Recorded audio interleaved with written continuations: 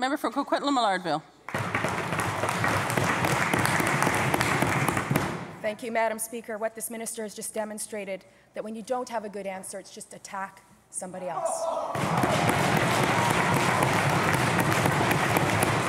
This government has had 14 years to put programs in place for the mentally ill in this province, and there is not an ACT team in the Tri-Cities. Honourable Speaker, the Port Moody Police Department is reporting a dramatic rise in mental health-related calls. One individual, just one individual, has generated over 2,000 calls in 1 year. When local police are forced to spend time on people who need mental health services instead of on crime, it's local property taxpayers who are on the hook.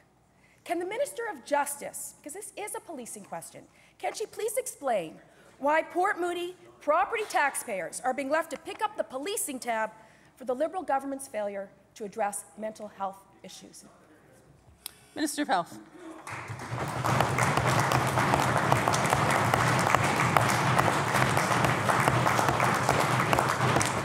Well, thank you, Honourable Speaker. The police play a very important role to keep the public safe and also to reach out to people in need in our community. Honourable Speaker, in our modern society, that includes all British Columbians, those that are perfectly healthy and those who are dealing with mental health and substance use issues. Police know that that is part of their job. I have been on field trips, interacted with police on the downtown east side, and they do a tremendous job. They get to know all of the people on the streets, Madam Speaker, and they help connect them. Along with BC Ambulance, along with our ACT teams, they help connect them to the supports they need in community, because they know that we're all in this together. We're not pointing fingers, Honourable Speaker. We're in this together. Police, health services, and the government, making sure that we do support the people in community, and we'll continue to do that. Hear, hear.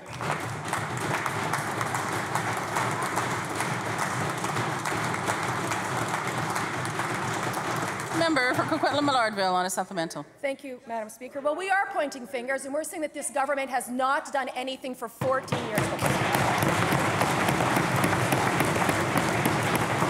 Honourable Speaker, I too have been on ride-alongs with police in my community, and every single call was a mental health or addiction-related call. That's not policing the way it was meant to be. Honourable Speaker, Port Moody Police have limited resources.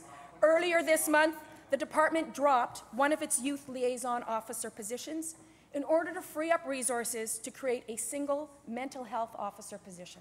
This is a clear example, Honourable Speaker, of local governments dealing with offloaded costs caused by BC Liberal decisions. Can the Minister of Justice explain why police have to choose between crime prevention and handling mental health-related calls? Minister of Health.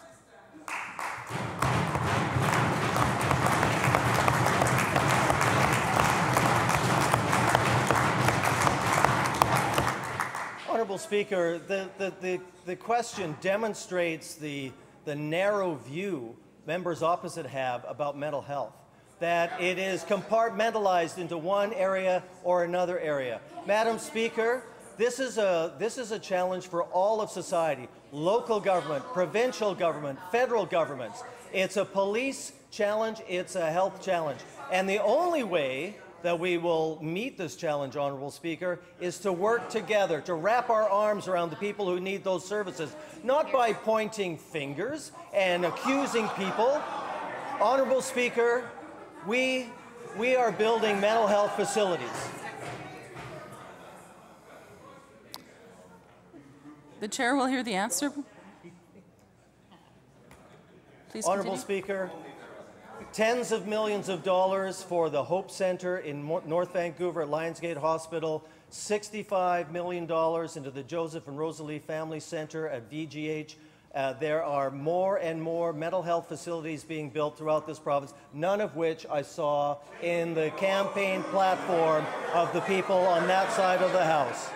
Honourable Speaker, we will continue to work with our partners in community, including police and local government, to make sure we support people with mental health and substance use challenges.